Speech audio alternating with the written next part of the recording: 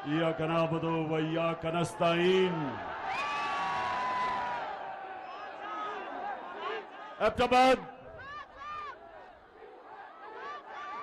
एबटाबाद इस शानदार और जुनूनी इस्तकबाल का दिल से आपका शुक्रिया अदा करता हूं। बहुत बहुत शुक्रिया।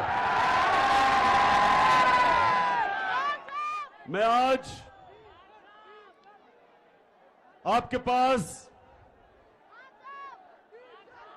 किसी मकसद से आया हूं। नौजवानों, डीजल और पेट्रोल की अभी बाद में बात करता हूं।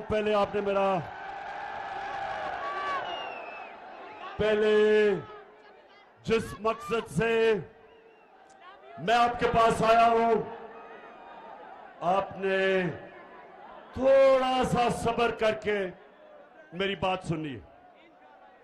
मैं आज एबटाबाद में अपनी बहनों को खास तौर पे खराज तहसीन पेश करता हूं कि हमारे मुखालिफ वो ये कहते हैं कि गर्मी बहुत ज्यादा होगी, लोग नहीं निकलेंगे इस्लामाबाद में। ये मेरे बहादुर नौजवानों के लिए तो खैर गर्मी कुछ नहीं है, हमारी बहनों के लिए भी गर्मी कुछ नहीं है। इंशाअल्लाह कोशिश तो इंसान करता है, कामयाबी अल्लाह देता है, लेकिन ये मेरा ईमान है कि 20 तारीख के बाद जब मैं इस्लामाबाद की अपनी कौम को कॉल दूंगा, ये मेरा ईमान है कि जितने मर्जी भी ये कंटेनर खड़े कर दें, 20 लाख लोग से ज्यादा इस्लामाबाद आएंगे इंशाअल्लाह। एबटाबाद जरा फिर से, क्योंकि ये सारे डर डर के इस जलसे को देख रहे होंगे,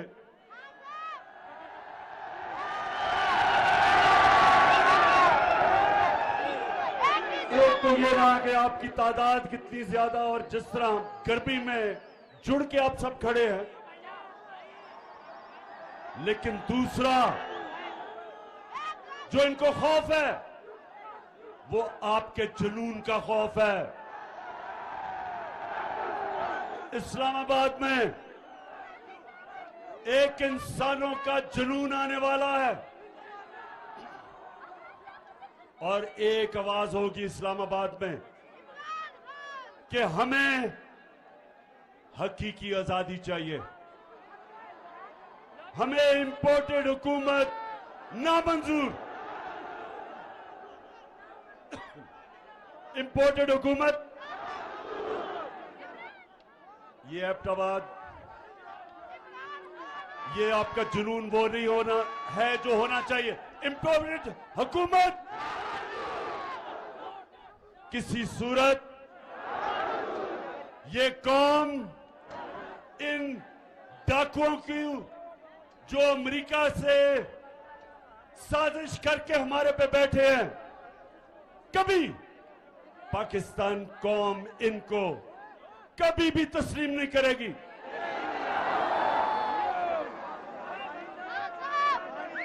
एबटाबाद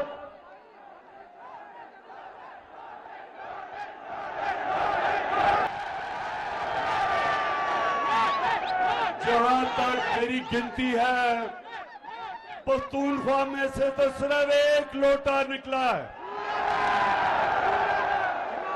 और जहां तक मुझे बताया गया, अभी तक वो लोटा पेशावर आने की उसने जुर्रत नहीं की।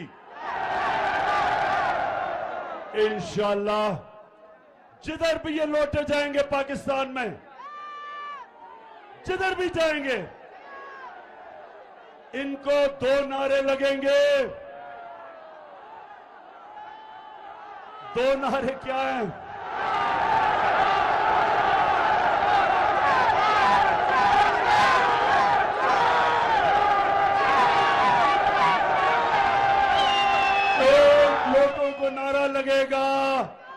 जमीर फरोश चोर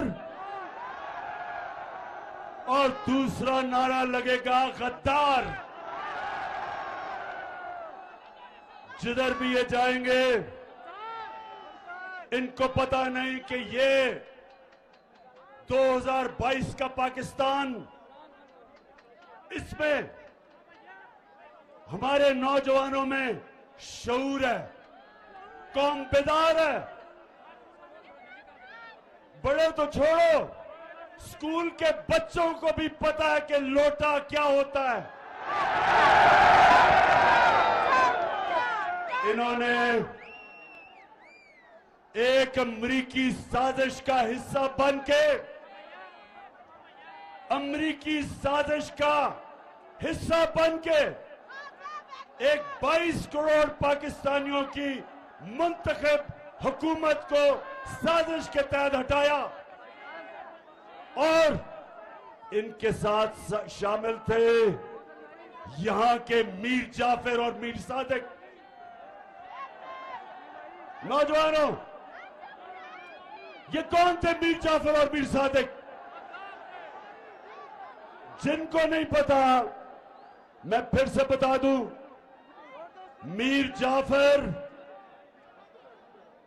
जो मुसलमानों का, मुगलों का गवर्नर सिराजुद्दौला था, उसका सिपहसालार था, कमांडर इन चीफ था।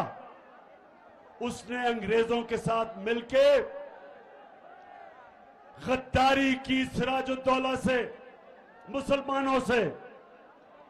अंग्रेज जीते, अंग्रेजों ने बंगाल, जो मुगलों का सबसे अमीर सूबा था, सबसे ज्यादा पैसा बंगाल से आता था, वो सूबे को मीर जाफर की वजह से अंग्रेजों के गुलामी में गया और उसी जो सबसे अमीर सूबा था वहां कहत पड़े। अंग्रेजों ने इतना लूटा कि लाखों लोग भूख से मर गए वहां। और जब अंग्रेज गया 200 साल बाद, तो वो बंगाल हिंदुस्तान का सबसे गरीब सूबा बन गया। और मीर सादिक वो था जिसने टीपू सुल्तान से आखिर में जाके अंग्रेजों के साथ मिलके गद्दारी की और टीपू सुल्तान की शहादत हुई। और मैसूर जो टीपू सुल्तान की सल्तनत थी, अंग्रेजों की गुलामी में चली गई। ये गद्दारों ने आज ये किया पाकिस्तान से कि पाकिस्तान का प्राइम मिनिस्टर जो किसी से बुरे ताल्लुकात नहीं चाहता, जो किसी के मुल्क के खिलाफ नहीं है, सबसे दोस्ती चाहता है, लेकिन जो चाहता था कि हमारी फॉरेन पॉलिसी हमारे लोगों के मफादात की तहफ़्फ़ुज़ करे, हिफाजत करे, हम अपने लोगों को किसी मुल्क के लिए कुर्बान ना करें। जिस तरह अंग्रेजों, अमेरिकनों के साथ मिलके हमने जो उनकी जंग लड़ी, 80,000 पाकिस्तानियों की कुर्बानी दी गई, हमारा कबायली इलाका उजड़ गया, $100 अरब से ज्यादा हमारे मुल्क को नुकसान हुआ। मैं कभी इस तरह की फॉरेन पॉलिसी मानने के लिए नहीं तैयार था। मैं कभी अमेरिकनों को पाकिस्तान में बेसिस देने के लिए तैयार नहीं था। मैं कभी अमेरिका की जंग में शामिल होने के लिए तैयार नहीं था।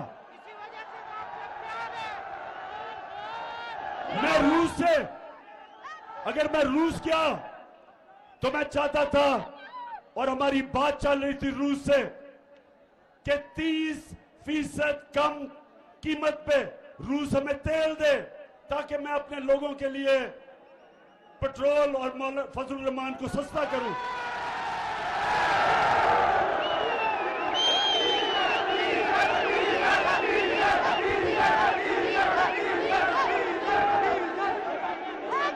और उसके अलावा 20 लाख टन गंदम जो हमने खरीदनी है रूस से, हमें 30% कम कीमत पे मिल रही थी।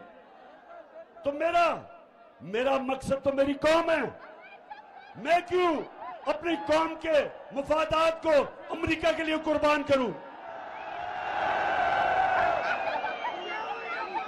तो एबटाबाद के लोगों, मेरे पाकिस्तानियों, उनको इस तरह का अमेरिकनों को प्राइम मिनिस्टर नहीं चाहिए था। वो चाहते थे कि मुशर्रफ की तरह सरबराह हो। एक ही टेलीफोन की धमकी में चारों निशाने चित और उनकी जंग में शामिल कर दिया। वो चाहते थे कि चेरी ब्लॉसम जूते पॉलिश करने वाला जो कहे, उसने क्या कहा कि बेगर्स आर नॉट चूजर्स। मतलब ये कि जो हम तो बेकारी हैं, इसलिए हमें अमेरिका की गुलामी करनी पड़ेगी। शहबाज शरीफ, तुम बेकारी हो, तुम गुलाम हो, तुम बुज़दिल हो, तुम डाकू हो। तुम्हारी चोरी का पैसा बाहर पड़ा हुआ है और अपने पैसे को, अपने चोरी के पैसे की और अपने भाई के और अपने खानदान के चोरी के पैसे को बचाने के लिए आपने, अगर आप समझते हैं कि हम आपके खातिर अमेरिका की गुलामी करेंगे, किसी गलतफहमी में ना रहो। ये कौम, नौजवानों याद कराओ, ये कौम जब बनने लगी थी, तहरीक पाकिस्तान था, तो वो कौन सा नारा था कि पाकिस्तान का मतलब क्या? ये उस नारे पे बनी है cherry blossom boot polish Shahbaz Sharif. ये अल्लाह के सामने दावा कर बैठी है। जब वो कलमा पढ़ती है एक मुसलमान कौम, तो वो अल्लाह के सामने गवाही देती है कि अल्लाह, तेरे सामने हम किसी के सामने नहीं झुकेंगे, क्योंकि वो शिर्क है, वो गुनाह है। हम अपने अल्लाह, हम सिर्फ अल्लाह की इबादत करते हैं और उससे मदद मांगते हैं। हम ना किसी सुपर पावर को मांगते हैं। हमारा जो लीडर दुनिया की तारीख का सबसे अजीम लीडर ना आया है, उससे पहले ना आ सकता है, हमारे नबी सल्लल्लाहु अलैहि वसल्लम। हम तो उनकी उम्मत हैं, हम तो उनकी उम्मत हैं। और उन्होंने ये कहा था कि इस्लाम मुसलमानों को गैरत देता है, ला इलाहा इल्लल्लाह इंसान को गैरत देता है। हम किसी के जूते पॉलिश करने वाले नहीं हैं। और इंशाअल्लाह इस्लामाबाद में 20 के बाद जब मैं कॉल दूंगा, तो सारी कौम इस्लामाबाद पहुंच के एक पैगाम देगी, एक ही पैगाम देगी, एक ही पैगाम देगी कि इंपोर्टेड हुकूमत नामंजूर। कहती मोहतरमा फरमाती है कि लंदन तो छोड़ो, पाकिस्तान में भी कोई प्रॉपर्टी नहीं है। मैंने वैसे जो शरीफ खानदान ने झूठ बोले हैं, मैंने कभी किसी को ऐसे झूठ बोलते नहीं देखा। तो अच्छा नौजवानों, बाशऊर नौजवानों, दिलेर नौजवानों और मेरी बहनों, सुनो जरा। मैं आज अपने मीडिया से एक सवाल पूछता हूं। ये जब से इंपोर्टेड हुकूमत आई है, सारी चीजों की कीमतें ऊपर चली गई हैं।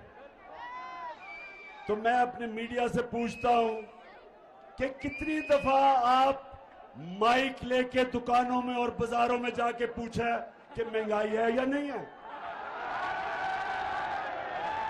हमारी बारी तो 4 रुपए टमाटर पड़ते था तो सारे बाजारों में फिरने शुरू हो जाते थे कि जी किधर है नया पाकिस्तान?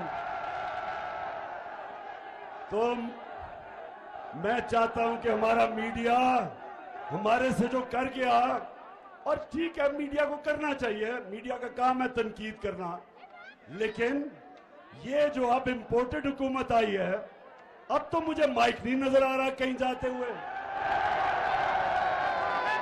अब तो मीडिया के मेरे बड़े बड़े जबरदस्त मीडिया के हमारे लोग हैं, तो मैं जरा आज आपसे दरख्वास्त करता हूं कि खुदा के वास्ते जरा माइक लेके दुकानों में तो जाएं, बाजारों में जाएं, नौजवानों के पास जाएं। घी की कीमत पूछ लें कि घी कितना है, पूछे तो सही कीमतें किधर गई हैं, बिजली कितनी है, और अभी डीजल और पेट्रोल कितना है, पूछे तो सही लोगों से।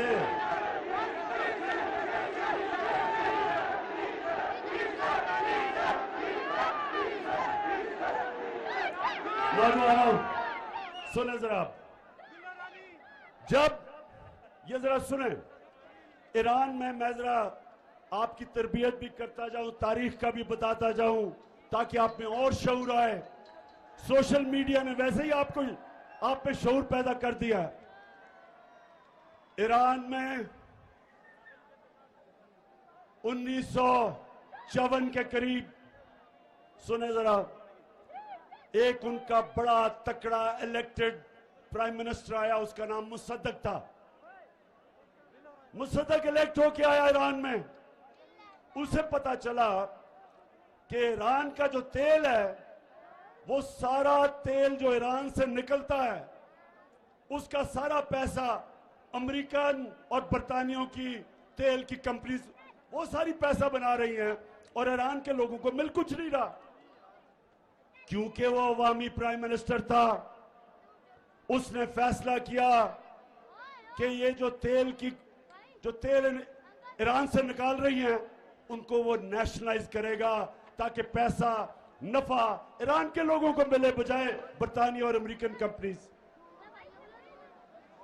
अमेरिका की CIA ने, और ये सब अब ये सारी चीजें अवेलेबल हैं, ये आप क्योंकि ये रिकॉर्ड्स डिक्लासिफाई हो गए, आप सबको मिल सकते हैं। हुआ क्या, अमेरिका ने फैसला किया कि इसको गिराना चाहिए, रजीम चेंज करनी चाहिए।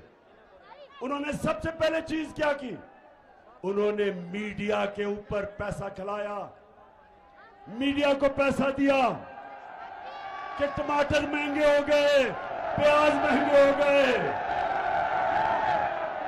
उसके खिलाफ, मुसद्दक के खिलाफ, पब्लिक को उसके खिलाफ करने के लिए मीडिया को उठाया। फिर उसके अंदर, उसकी पार्टी के अंदर जो सियासतदान थे, उनको लोटा बनाने की कोशिश की, पैसा चलाया, और फिर उन्होंने जो ऑपोजिशन पार्टीज थी, उन ऑपोजिशन पार्टीज को कहा कि इनके खिलाफ मुजाहरे करो।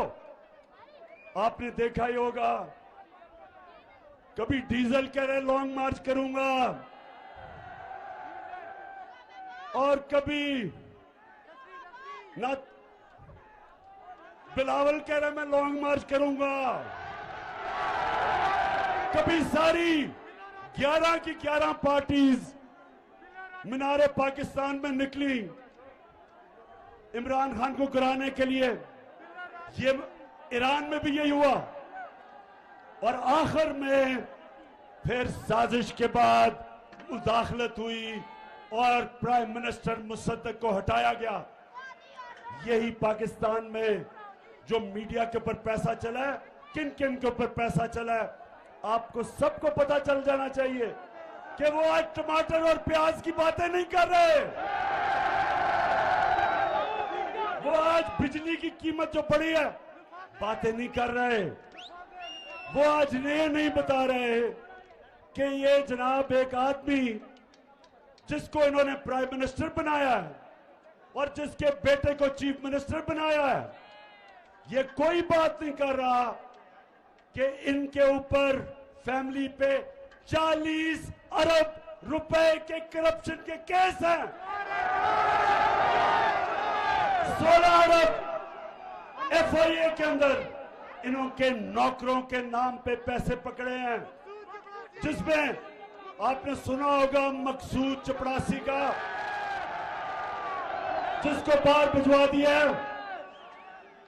375 करोड़ रुपए एक चपड़ासी के अकाउंट से निकले हैं। ये एफआईए का केस है। और आते साथ ही चेरी ब्लॉसम बूट पॉलिश ने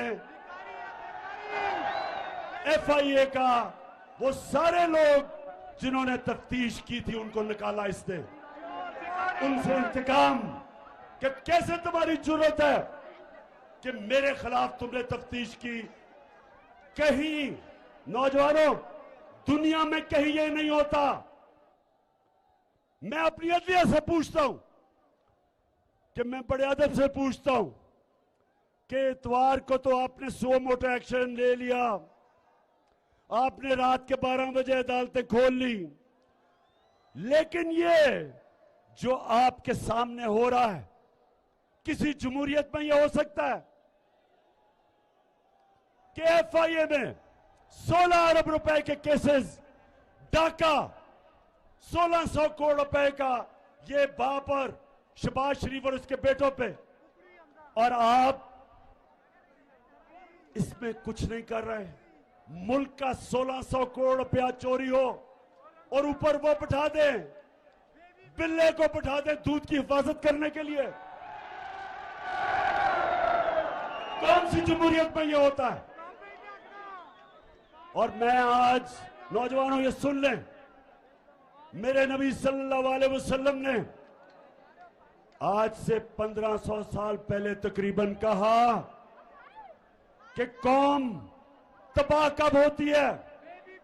जब छोटे चोरों को आप जेलों में डालते हैं और बड़े डाकुओं को आपका इंसाफ का निजाम नहीं पकड़ सकता, वो कौम तबाह हो जाती है। अब देखें, अब जरा नौजवानों जरा सुने, हमारे नबी सल्लल्लाहु अलैहि वसल्लम जिन्होंने मदीना की रियासत बना के एक ऐसी मिसाली रियासत बनाई कि कई सौ सदियों तक, कई सौ साल तक मुसलमान दुनिया की इमामत की उन्होंने, तो उन्होंने जब ये कहा कि छोटे चोरों को जब जेल में डालते हो और बड़े डाकुओं को आपका निजाम नहीं पकड़ सकता, कौम तबाह हो जाती है। छोटे चोर साइकिल चोरी करेगा, भैंस चोरी करेगा, मोटरसाइकिल चोरी करेगा, हाँ मुल्क में तो मुश्किल पड़ेगी, लेकिन कौम नहीं तबाह होगी। कौम तब तबाह होगी जब अरबों रुपया मुल्क से चोरी करके, और जब आप अरबों रुपया चोरी करते हैं, आप बिस्तर के नीचे नहीं रख सकते, आप बैंक में नहीं डाल सकते, आपको मुल्क से बाहर भेजना पड़ता है। और जब अब मुल्क से पैसा बाहर भेजते हैं, डॉलर लेते हैं, जब डॉलर खरीद के मुल्क से पैसा बाहर भेजते हैं, डॉलर की कमी होती है। जब डॉलर कम होता है तो रुपया गिर जाता है, डॉलर ऊपर चला जाता है, रुपया नीचे।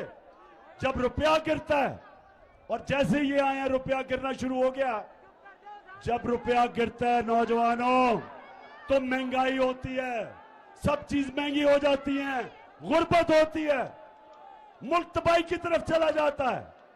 आज एक एक दुनिया में मुल्क जो गरीब है, उन सारे मुल्कों पे एक चीज है, उनके पैसे वाले लोग पैसा चोरी करके मुल्क से बाहर लेके जाते हैं और उनका इंसाफ का निजाम उनको नहीं पकड़ सकता।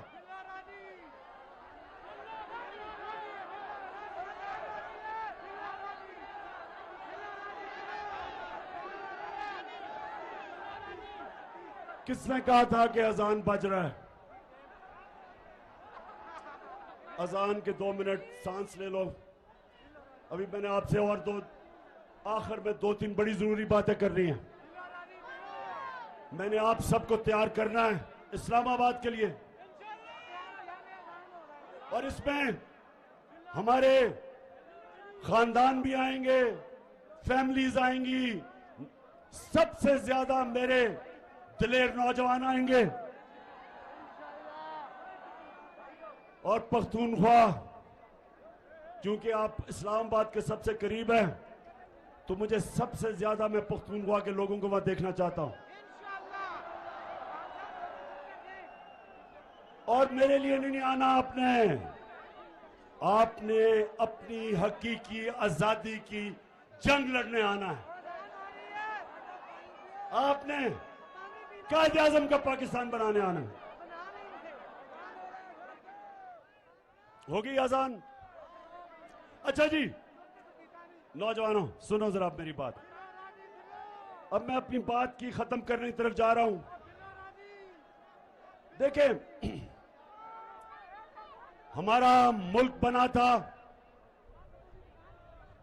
एक बड़ा ख्वाब था कि हमने, जो इल्लामा इकबाल ने कहा कि हमने एक इसको मिसाल बनाना था, इस्लामी रियासत जो मदीना की रियासत के तर्ज पे, उन असूलों पे खड़ा होना था।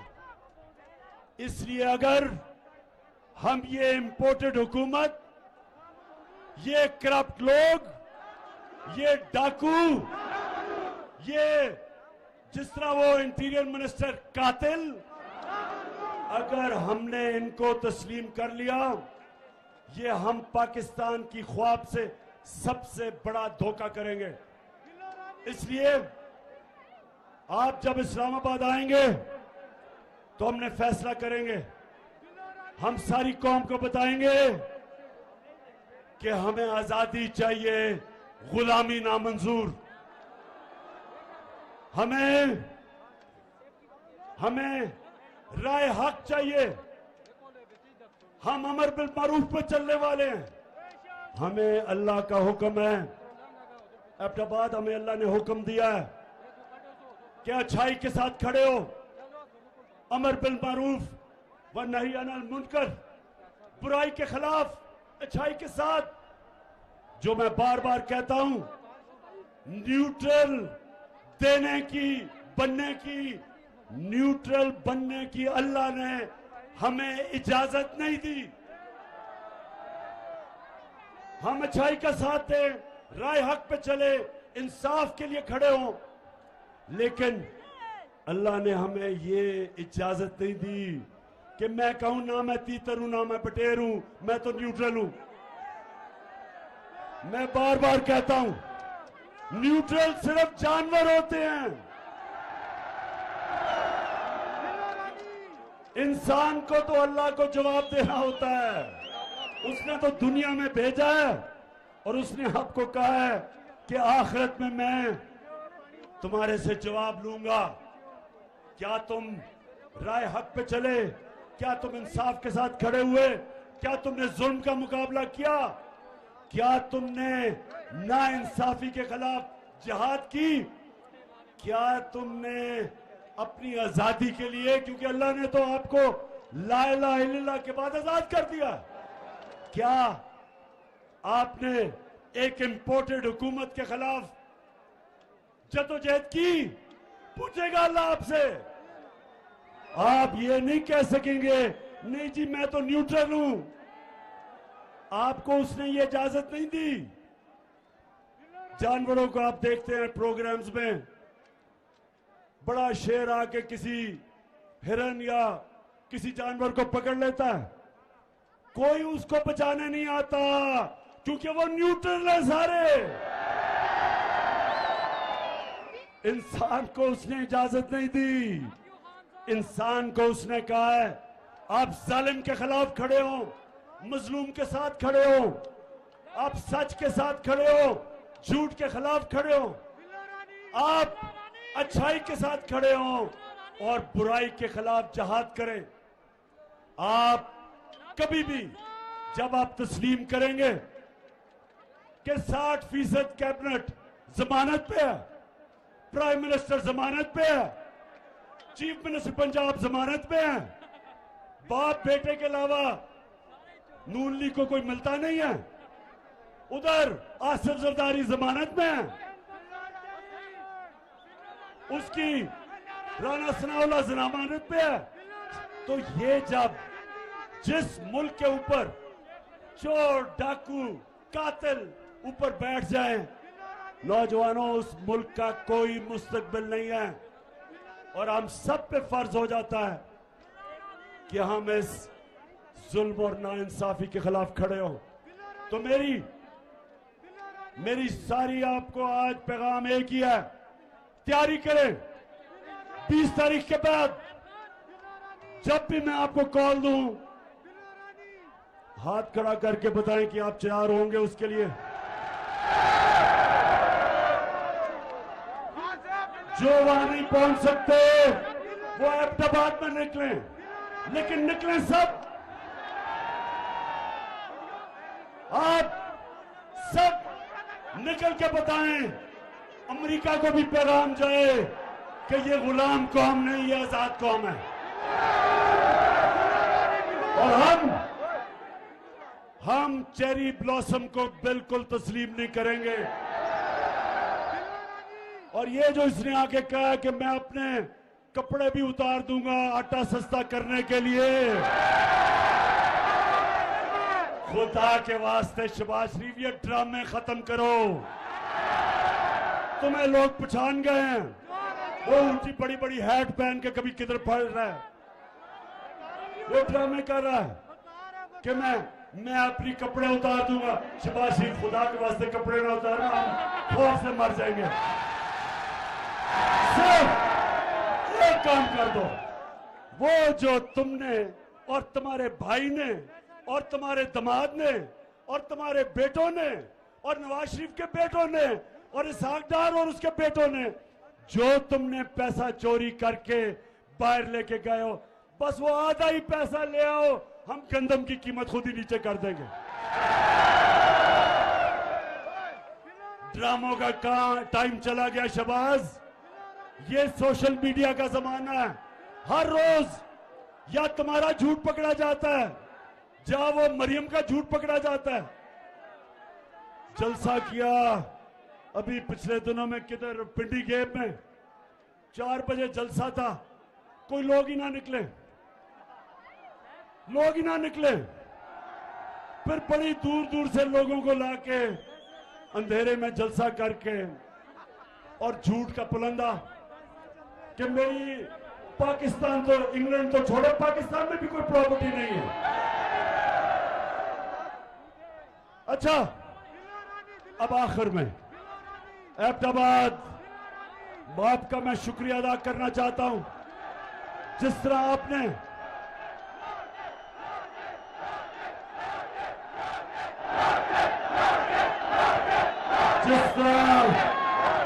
हमें इलेक्शन जताई, शिकस्त दी, कहते थे कि नून लीग का गढ़ है। नून लीग, ये आज मेरी बात सुन लो, इलेक्शन से ना भागो। जब भी इलेक्शन होगा, तुम समझते हो कि तुम अब सेंट्रल पंजाब में रह गए हो, तुम्हें सेंट्रल पंजाब में भी अब छुपने की जगह नहीं मिलेगी, क्योंकि इस पंजाब के, पाकिस्तान के लोग गैरतमंद लोग हैं। हमारे लोग गैरतमंद हैं। हम बूट पॉलिशरों को साथ नहीं चलते, हम अमेरिका के गुलामों के साथ नहीं चलते, हम डाकुओं के साथ नहीं चलते। ये कौम अब तैयार है। 75 साल के बाद मेरी कौम तैयार है उस पाकिस्तान की तरफ जाने के लिए जो हमें कायदे आजम, जिस पाकिस्तान के लिए उन्होंने अपनी जान कुर्बान की, उस पाकिस्तान के लिए हम तैयार हैं। और इंशाअल्लाह जब हम इस्लामाबाद पहुंचेंगे, जब इस्लामाबाद में 20 लाख लोग पहुंचेंगे, तो वो पाकिस्तान हम सबको नजर आना शुरू हो जाएगा। पाकिस्तान जिंदाबाद।